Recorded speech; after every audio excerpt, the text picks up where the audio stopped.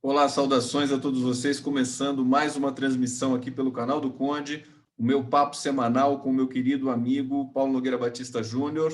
Iniciando agora, vamos falar sobre o quadro do econômico, político e da pandemia pelo Brasil. Deixa eu só monitorar o som aqui. Saudações, Paulo Nogueira, tudo bem? Como vai? Tudo bem, Conde? Tudo bem. Prazer estar Como é que aqui de está a novo. quarentena, Paulo? Bom, está fazendo agora, está completando 2 semanas a quarentena fechada, né? E não é fácil para ninguém, mesmo para pessoas da classe média que estão numa situação relativamente confortável, mas estamos levando. Está dando para trabalhar à distância e fazendo parte das coisas que eu devia fazer. Perfeitamente. Paulo Nogueira, sempre que eu comento sobre isso, eu tenho começado todas as minhas entrevistas, todos os papos, quarentena, perguntando como é que estão as coisas. E aí eu não posso deixar de lembrar que muita gente no Brasil não tem condição de ficar em casa, precisa, né? É uma situação complicada que causa muita tensão às pessoas que moram nas periferias, e mesmo se ficar em casa, é uma situação mais delicada, porque não tem uma casa ampla, enfim, para ter os cuidados que são recomendados aí pela OMS, etc. Como é que você vê? Eu queria começar falando, então, dessa situação da desigualdade no Brasil, mais uma vez, atualizando aí o nosso quadro de pandemia. Essa situação terrível, né? Gustavo, eu até vou publicar um artigo na Carta Capital de sexta-feira, em que eu digo, entre outras coisas, o seguinte, que essa doença, essa pandemia, pode ser chamada de uma doença de rico, uma doença dos globalizados, no sentido de que ela começa, primeiramente, com aqueles que são ricos, viajados, interconectados internacionalmente, são esses que primeiro pegam e propagam a doença para os outros, né? Mas os demais, sobretudo as classes mais pobres, em países tão pobres, tão desiguais e com tanta pobreza como é o caso nosso, infelizmente, aí o drama acontece quando a doença dos ricos migra para as periferias das cidades e grandes e médias, né? Aí você tem o Uhum. risco de um caos social, porque você tem pessoas que, como se diz, não podem ficar em casa porque trabalham em serviços essenciais, ou que não podem ficar em casa porque não têm renda para ficar em casa, precisam ganhar alguma coisa para se alimentar, para se manter. Tem aqueles que nem casa têm, são as pessoas em situação de rua, como se diz, né? Os moradores de rua, que não tem nem para onde ir, né? Então, para essas pessoas é que se recomenda que os governos rapidamente deem ajuda monetária concreta, né? O governo brasileiro, o Congresso brasileiro caminharam para isso na semana passada, nesta semana, mas eu estou preocupado, primeiro, que essa medida pode não ser suficiente, e segundo, que ela possa ser implementada, como muitos temem, de maneira lenta, de maneira incompetente, deixando muita gente numa situação de desespero mesmo. Perfeitamente. Deixa eu só saudar aqui os nossos internautas que estão chegando para a transmissão. Jane Meire Gonçalves, Sônia Leite, Ana Cecília Austrégésilo Hereda, César Cienza, Aloísio Lopes. Boa tarde, Conde Paulo. Curitiba aqui na quarentena, na resistência física e emocional. Obrigado, querido Aloísio. Glória Solange Dantas, lembrando que os casos no Brasil estão subnotificados. Vamos entrar, Paulo, na seara política, porque pronunciamento do Bolsonaro ontem em cadeia nacional surpreendeu as pessoas. Quando ele não surpreende, quando ele diz as atrocidades que ele diz, todo mundo diz assim, não me surpreendeu. Quando ele diz algo próximo da realidade, aí a gente fica preso. Como é que você leu esse recuo que, enfim, ele já criticou governadores hoje e tudo mais, mas esse pronunciamento ainda acho que vale a pena a gente observar o que levou o Bolsonaro a adotar essa nova tática, se é que é uma tática. Como é que você leu isso? Ele tem sido muito errático, então, como você mesmo notou, o que ele disse ontem foi em parte desmentido pelo comportamento dele hoje de manhã, né? Pelo que eu li nas redes. Mas o pronunciamento de ontem que eu assisti foi um pronunciamento cauteloso que marca um certo recuo. Ele é uma figura realmente extraordinária. E numa semana disse que é uma gripezinha, na semana seguinte disse que é o maior desafio da nossa geração. Então, todo mundo notou a contradição escancarada entre os dois pronunciamentos, mas o de ontem foi melhor, no sentido que foi mais razoável, né? E, inclusive, eu queria notar uma coisa, ele não fez referência ao aniversário da Gloriosa, Isso é né? importante. Que foi, eu acho que o Bolsonaro tomou um susto, eu interpreto assim, tomou um susto pelos acontecimentos que vieram se acumulando na semana passada e nesta semana, e resolveu dar uma arrumada, uma freada de arrumação e aparecer como o sujeito mais responsável, né? Que ele estava transmitindo a ideia de loucura, de total falta de noção, né? Se isolando dentro do Brasil e no mundo, né? Sendo cada vez mais criticado fora do Brasil também, e dentro do Brasil por setores de direita e até de extrema-direita. Aí, vamos falar com sinceridade, quando os ricos ficam tão indignados com o governo, é porque eles estão se sentindo ameaçados. E essa doença de rico ameaça rico. O Bolsonaro entrou em rota de colisão com os ricos e privilegiados do Brasil quando deu mostra de que não estava levando a sério uma ameaça à vida de certas pessoas, não à vida da periferia. Porque se o Covid-19 fosse se cingir às periferias pobres, talvez não representasse um alarme tão grande em nível internacional. É que é uma epidemia, as pandemias e epidemias costumam ser democráticas, acertam os pobres e os ricos. E aí o alarme cresce, né? Não dá para isolar os pobres e sacrificá-los a um contágio que vai de rico para pobre primeiro e depois volta de pobre para rico. Então, eu creio que parte da oposição crescente ao Bolsonaro se deve a esse motivo vil de que os ricos perceberam que o Bolsonaro não estava dando suficiente atenção e seriedade no tratamento de uma doença que é, em primeira instância, uma doença dos globalizados. Aí os globalizados subiram pelas paredes, no meu entender. Esse é um elemento do que está acontecendo. E o Bolsonaro, na minha opinião, observando ele à distância, eu digo que é o seguinte, ele é audacioso, mas não é corajoso. Ele é até meio medroso, meio covarde em várias atitudes que ele toma. Ele dá passos sem pensar, talvez, inteiramente nas consequências, se assusta com a reação e volta atrás, né? Eu não estou reclamando, porque ele faz tanto absurdo que é até bom que ele tenha a capacidade de voltar atrás, mas os adversários de Bolsonaro têm que notar esse traço da personalidade dele. Ele é muito diferente de outros líderes de extrema-direita, arrojados e corajosos. Ele é um arrojado, audacioso, mas medroso, que sabe recuar e recua, às vezes, com uma falta de vergonha impressionante, né? Pois é, nesse quadro desse comportamento errático, que inclusive desorienta também, né, mais um elemento para preocupação do que está acontecendo socialmente no Brasil, a gente teve aí a incitação, o acirramento das redes milicianas digitais deles, do bolsonarismo, para voltar ao trabalho, para dizer que era uma gripezinha. Tudo bem que ele ontem voltou atrás com relação a isso, mas nada impede que ele volte atrás de novo do que ele disse ontem. Eu queria te perguntar o seguinte, será que essa conclamação que ele fez, pessoas voltarem ao trabalho, assustou as elites, quer dizer, os empresários brasileiros, e aí ele começou a perder esse pedaço de apoio que ele ainda ostentava ali no governo, Paulo? Olha, tem uma ala do empresariado, uma ala de extremistas, que estavam apoiando e até incitando os governadores a voltarem atrás no confinamento, nas medidas de quarentena. Empresários, inclusive aqui em Santa Catarina, onde eu estou, pressionaram muito o governador Moisés, que voltou atrás na quarentena, anunciou uma liberação para esta semana e depois voltou atrás de novo.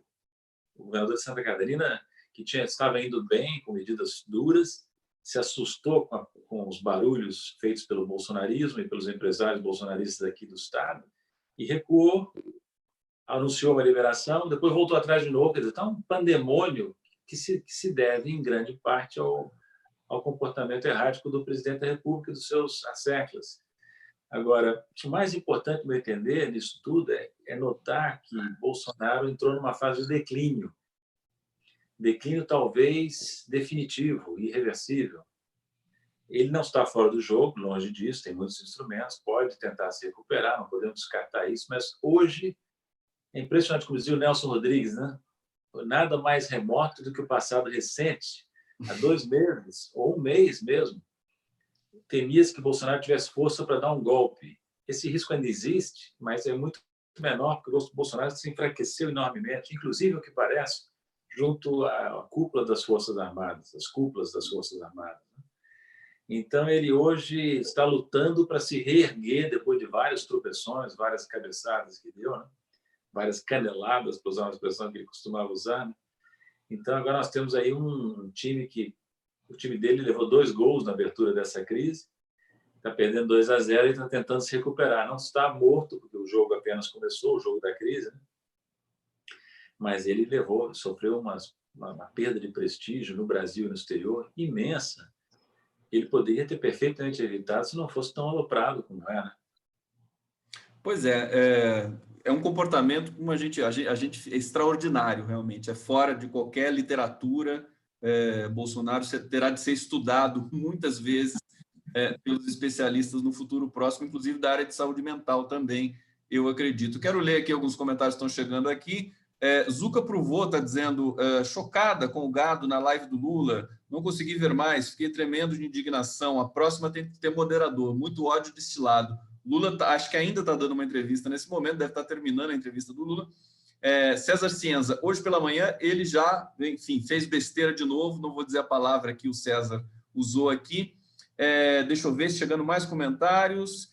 Patê Brizet dizendo, boa tarde, tem um curso e o livro Justiça de Michael Sandel, gratuito na internet, muito recomendável nesses tempos distópicos. Paulo, a gente teve um episódio ontem de um embate entre o Congresso, Maia, e o Guedes, Paulo Guedes, ministro da Economia, pela aprovação desse benefício de R$600, que se estende até 1.200 em alguns casos, para as pessoas que terão de ficar em quarentena e não poderão trabalhar.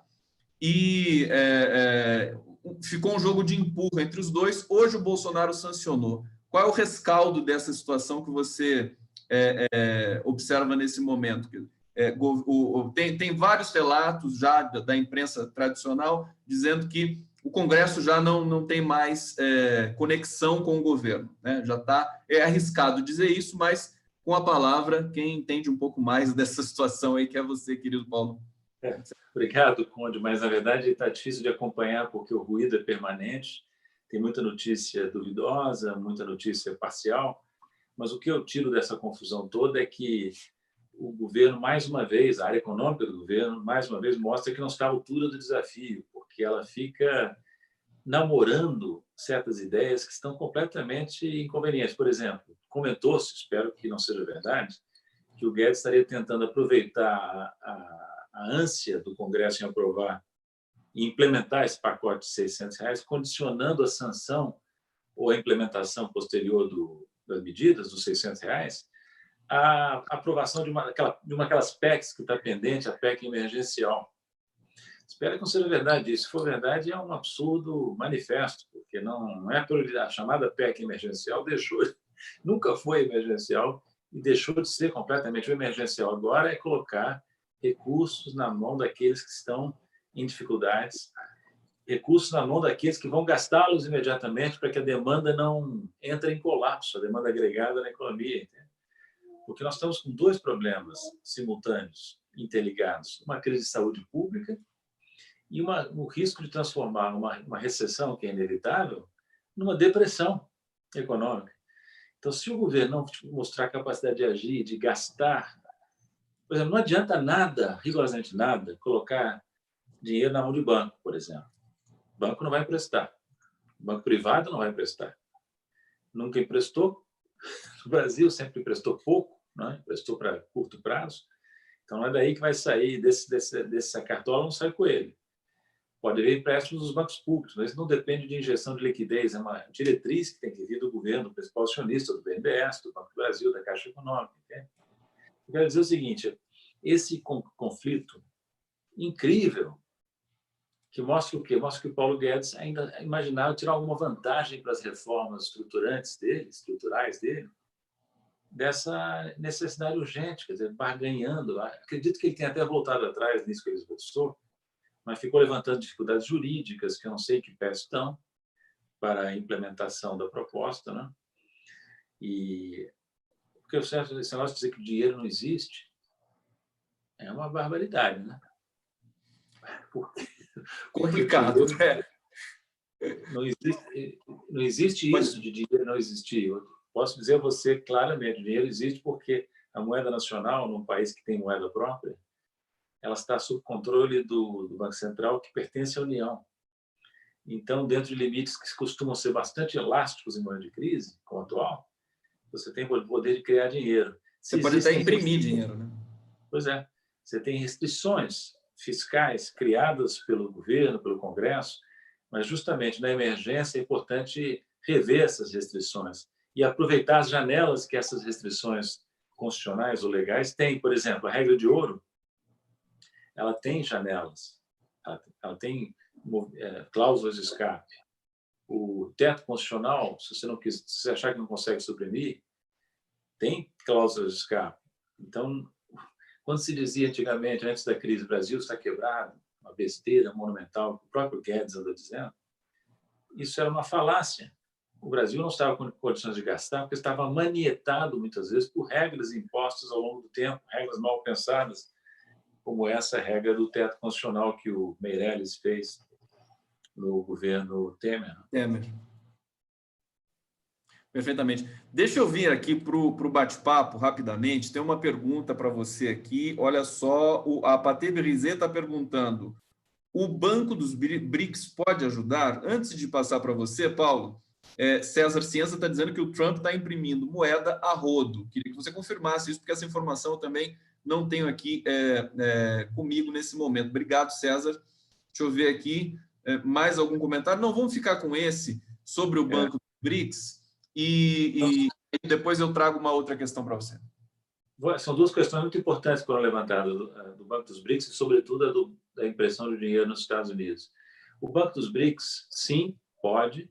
Inclusive, fez uma primeira operação ligada à crise do coronavírus, que foi um empréstimo recém-aprovado pela diretoria para as 3 províncias chinesas mais afetadas pela crise.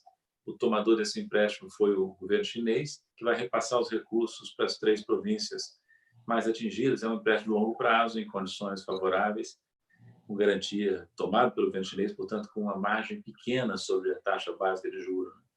Então, é uma operação atraente. Aí o banco já disse aos demais países que está disposto a fazer operações semelhantes, em montante igual, até superior, com os outros 4 sócios do banco, entre eles o Brasil.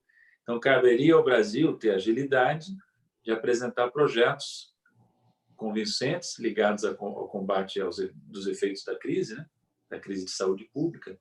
Eu tenho certeza que não só o Banco dos BRICS, mas outros bancos multilaterais estarão muito interessados em apoiar. A outra questão importante foi levantada sobre... Não é propriamente o Trump que imprime dinheiro, né? É o Banco Central americano, o Federal Reserve, né? Mas eles estão fazendo isso em grande escala. Vão aumentar o estoque de moeda, o estoque de base monetária de maneira rápida. Eles fazem isso independentemente do Trump? Eles têm autonomia para fazer isso lá? Teoricamente, o Banco Central é autônomo, mas, na realidade, os bancos centrais juridicamente autônomos estão sempre, em alguma medida, coordenados com o governo, especialmente em épocas de emergência como a atual.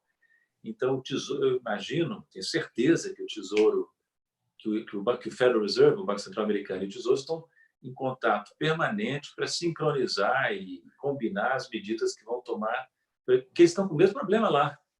Eles vão passar por uma recessão, mas tem que evitar o risco de uma grande depressão. E eles estão tentando repetir, foi feito com sucesso na crise de 2008, que, aliás, eu explico no meu livro O Brasil Não Cabe no Quintal de Ninguém, que eu lancei no final do ano passado. Ali eu descrevo quais foram as medidas tomadas pelos países do G20, notadamente pelos países mais atingidos pela crise de então, Estados Unidos e Europa, e europeus, para contrarrestar a crise. Na época, viu, Conde, eu explico isso no livro, a crise foi a maior crise desde a Grande Depressão. Então, os governos americanos e europeus tiveram uma certa dificuldade de se mover, deram umas cabeçadas e demoraram a acertar o passo, mas acertaram e evitaram uma Grande Depressão. Não a recessão, mas evitaram uma Grande Depressão. Agora, eles já têm os mecanismos da crise anterior. É verdade que eles têm menos espaço hoje do que tinham em 2008, mas sabem o que fazer e começaram a emitir dinheiro, entre outras coisas, né? Não só o Banco Central americano, como outros bancos centrais também. Perfeitamente, Paulo Nogueira Batista Júnior, aqui nesse papo que a gente tem toda quarta-feira às 17 horas. Quero chamar vocês para se inscreverem no canal do Conde, aqui nesse momento, que vocês estão vendo a transmissão, mas no canal do Paulo Nogueira Batista Júnior também, que está crescendo nesse momento no YouTube. Eu vou colocar o link do canal do Paulo aqui no bate-papo daqui a pouco para vocês. E também seguir o Paulo Nogueira no Twitter, né, Paulo? Que o Twitter a coisa ferve lá com você, né? Como é que é o seu Twitter? Arroba, como é que é mesmo? Sabe que agora eu não sei de cabeça, mas As entrando iniciais. lá, entrando Paulo Nogueira Batista, aparece, né? Entrando Paulo Nogueira Batista acha fácil. Busca, você acha fácil. Eu uso, sobretudo, o Twitter e esse canal do YouTube, porque lá no canal do YouTube eu boto as palestras, as conferências, as entrevistas, os comentários, né? Então, quem está inscrito recebe uma notificação cada vez que eu posto uma coisa nova ali, né? Tem um comentário muito simpático aqui do César Cienza, está dizendo: minha dica é o filme O Quinto Poder, documentário a partir da delação de uma alta funcionária da Cambridge Analytics, manipulação de massas. Está assistindo o filme nessa quarentena, Paulo Nogueira Batista? Como é que está de cinema aí? Sem dúvida, eu acho que tem muita coisa ruim no catálogo desses Netflix e Now, etc. Mas tem coisa boa também, né? Documentários, filmes de ficção. Que filme que você indica para o nosso público aqui? Um filme que, enfim, contemple aí questões importantes. Eu tenho uma indicação a dar, um filme que eu revi, não me lembro agora se está no Now ou no Netflix. É um documentário brasileiro sobre Vinícius de Moraes. Chama Vinícius. É uma beleza. Mostra um Brasil que está submerso, um Brasil da delicadeza, para usar uma frase de um verso do próprio Chico, que é um dos entrevistados, o Chico Buarque, né? E então o Chico Buarque, o Edu Lobo, a família falam do Tom Jobim, falam sobretudo do próprio Vinícius, que é o tema do documentário maravilhoso sobre a cultura brasileira, a cultura erudita e a cultura popular. O Vinícius trafegava nos dois âmbitos. Ele era um poeta, um literato e ao mesmo tempo assim como o Tom Jobim também, né? Um maestro. Então eu indicaria esse filme, que é um filme que nos lembra que o Brasil não é isso que está aí, ou pelo menos não é só isso que está aí nesse momento de obscurantismo. Linda dica do Paulo Nogueira aqui, Vinícius. O nome é Vinícius. Porque tem mais um documentário sobre o Vinícius também. Agora eu vou assistir esse filme. Se eu já assisti, vou assistir de novo. Eu queria trazer, Paulo, a gente vai falar da subnotificação no Brasil, sobre os casos que estão sendo subdimensionados, mas eu queria muito que você me explicasse. Eu vou colocar a imagem aqui dessa notícia de ontem. Goldman Sachs prevê retração de 34% do PIB americano no segundo trimestre. Explica para a gente, 34% não é muita coisa, não? O que é esse número?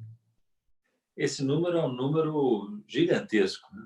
Obviamente. Né? Não é porque, se eu entendi bem esse número, eu não cheguei a ler a matéria ainda, você me falou nela, é a variação do PIB no segundo trimestre dessazonalizada e anualizada. Isso. Né? Então, você levou à quarta potência a variação trimestral observada e ajustada por fatores sazonais. Eu teria que olhar a série para verificar, mas provavelmente é uma das maiores quedas da história. Teria que voltar na série histórica do PIB americano, ou então entrar na própria relatório do Goldman Sachs e verificar de onde é que eles tiraram isso aí.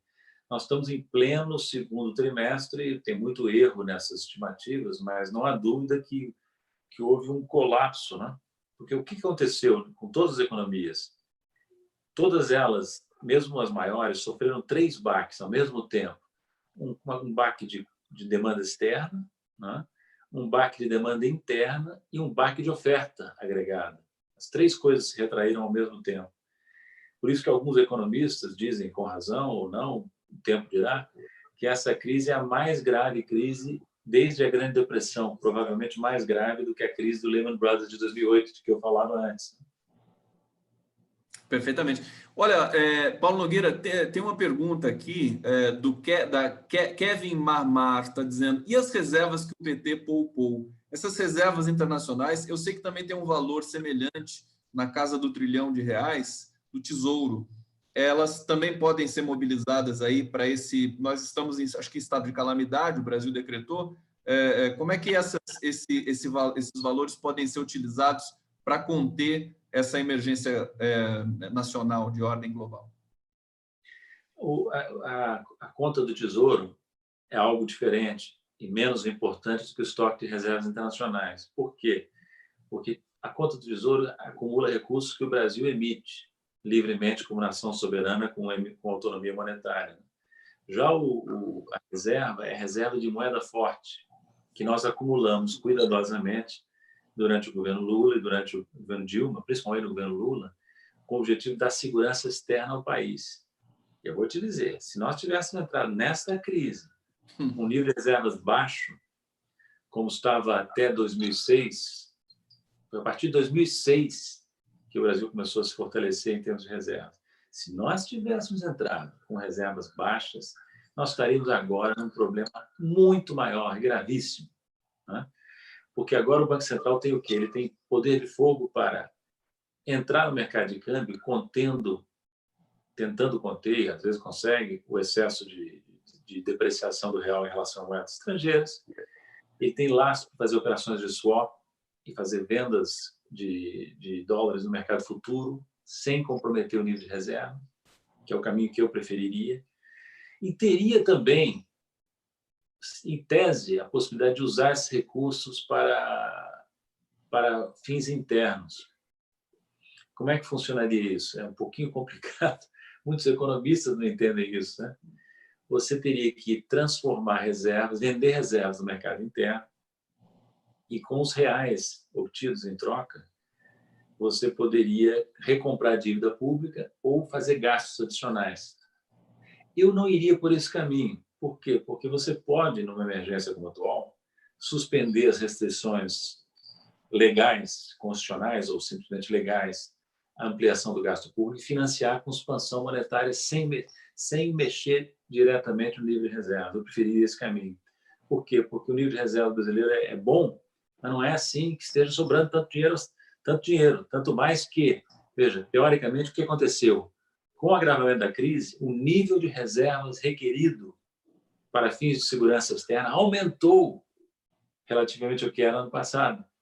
Então, nós já estamos com reservas em queda desde o ano passado, ainda continuam altas, mas estão em queda, quando o nível de reservas recomendáveis está aumentando por causa da insegurança gerada pela crise.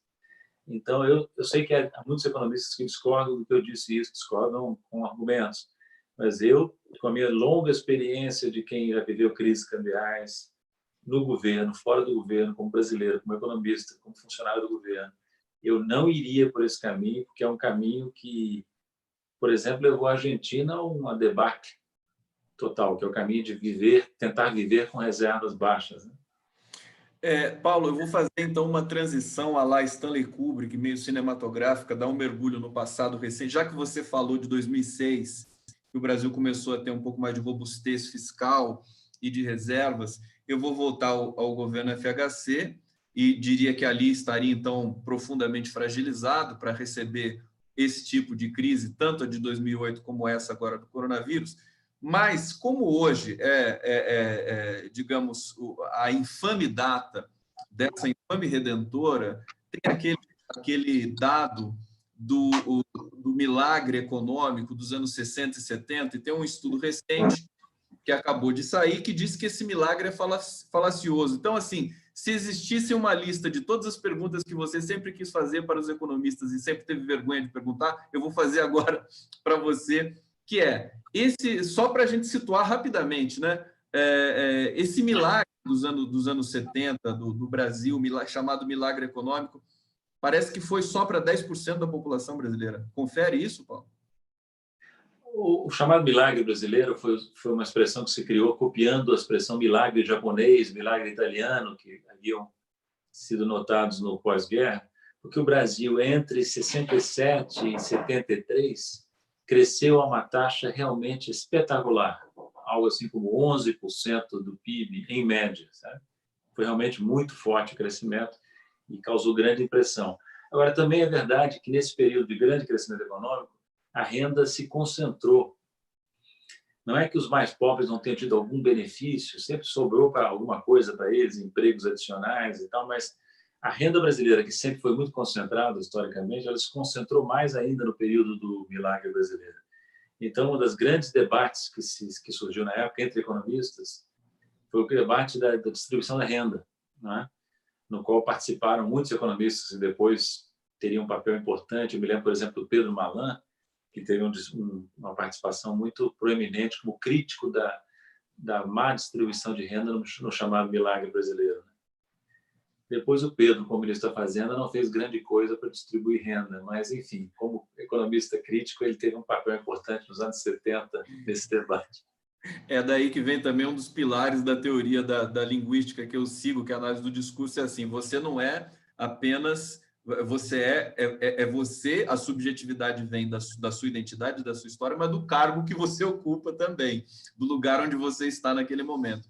Paulo Nogueira Batista, a gente está chegando no final. Eu queria mostrar para vocês todos aqui eu já tenho apresentado isso em outros programas, que é aquele comparativo aplicativo da Folha de São Paulo, que compara os casos de coronavírus. Você escolhe o país que você quer comparar, aqui Brasil, Itália, Estados Unidos. E o Brasil é o azulzinho, é esse aqui, está no dia 35 da primeiro caso constatado. Aqui são os Estados Unidos, ele já vai para o dia 70. No dia 35, os Estados Unidos estavam bem abaixo do Brasil. E a Itália, com todo o seu crescimento, a gente percebe que ela estava quase junto do Brasil no dia 35. A gente vê esse salto grande da Itália aqui, provavelmente era um caso de subnotificação que explodiu na sequência do dia 21. E nós, concomitante a isso, vou só mencionar uma notícia que é justamente aquele fio condutor do nosso debate de hoje, que fica para o final, que é: São Paulo tem fila de 201 exames de Covid-19 de pessoas que já morreram.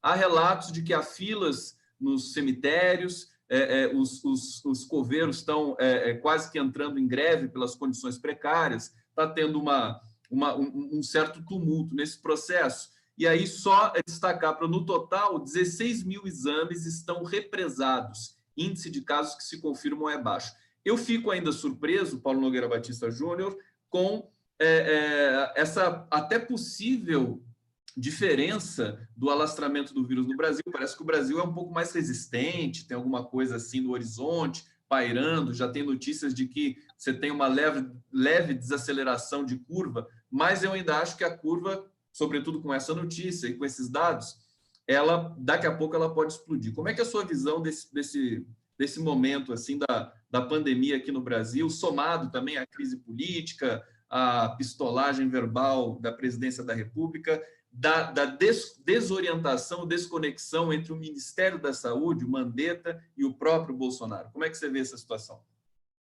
Bem, nesse particular, eu tento entender, acompanhando o que dizem os especialistas, os cientistas, porque eu não conheço o assunto epidemia ou pandemia, né?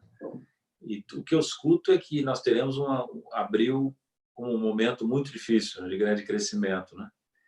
Vamos ver o que vai acontecer concretamente. Os dados que você mostrou são muito interessantes.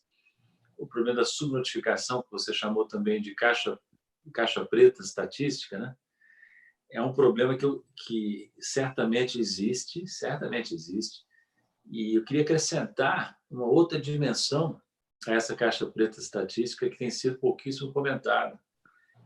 O que vai acontecer é que vai haver uma interrupção grande das estatísticas econômicas. Sim. Porque você daqui a pouco não consegue mais coletar os dados, não é, corretamente. Então, por exemplo, já se fala que o IBGE suspenderá a pesquisa de emprego. Então, o desemprego vai desaparecer. Não na realidade, né? Na realidade vai aumentar, mas o termômetro vai ficar quebrado como consequência da caixa preta que a crise produz, né? E assim com outros dados vitais. Então, talvez seja possível evitar que a caixa preta cresça muito, mas algum crescimento dela vai ser inevitável, porque você não consegue fazer todas as pesquisas necessárias sem poder botar o pesquisador na rua, né? Para fazer o levantamento, a amostragem. Então, é uma situação muito difícil, porque você vai estar enfrentando uma crise grande com os termômetros avariados ou quebrados, né? E sem ter uma visibilidade grande do que realmente está acontecendo com a economia. Perfeito, Paulo Nogueira. Para fechar, a gente vê o Bolsonaro sendo tratado pela imprensa internacional como uma grande ameaça, né? A gente teve, inclusive, uma matéria do Washington Post pedindo o impeachment do Bolsonaro. O Bolsonaro é uma ameaça para o Brasil.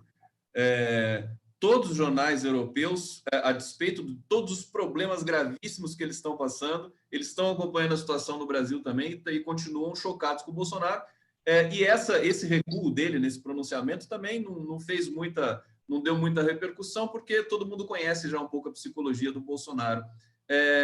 Voltando para a seara política, para os riscos que a gente corre, para a caserna, para enfim, esse sistema que está nos governando nesse momento, qual seria seu recado, enfim, para as pessoas que estão em quarentena assistindo a gente e também aflitos com os caminhos, né, que o Brasil vai seguir a partir de agora? O Conde, você levantou várias questões importantes agora. Você pode até tentar desqualificar a mídia nacional, dizendo que ela está politicamente contaminada e comprometida com a vontade de criticar o governo. Certamente isso tem um elemento de verdade, hein? Tem um elemento de verdade.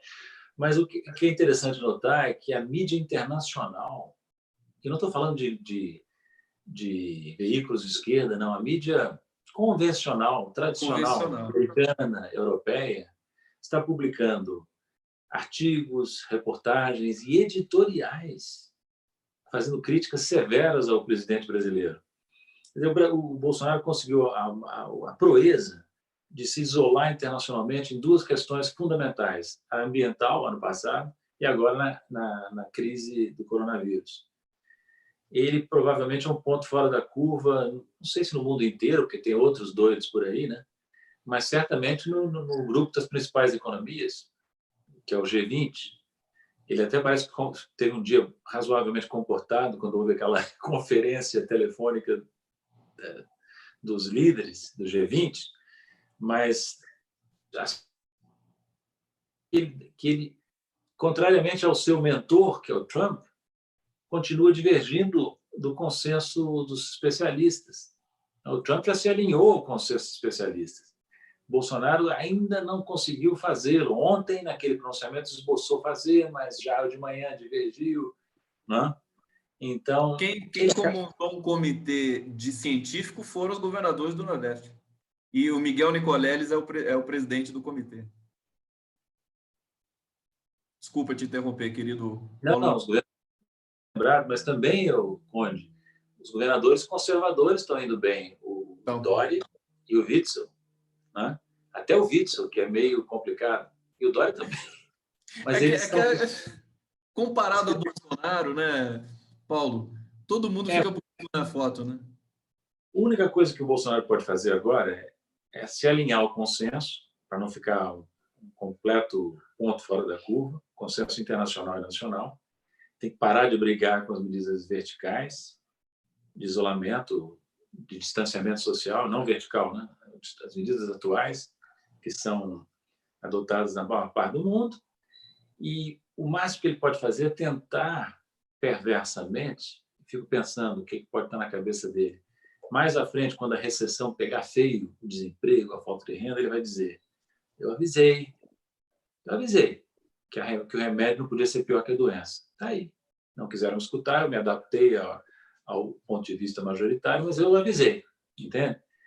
Então, infelizmente, eu não quero terminar numa nota pessimista, mas infelizmente o jogo não acabou.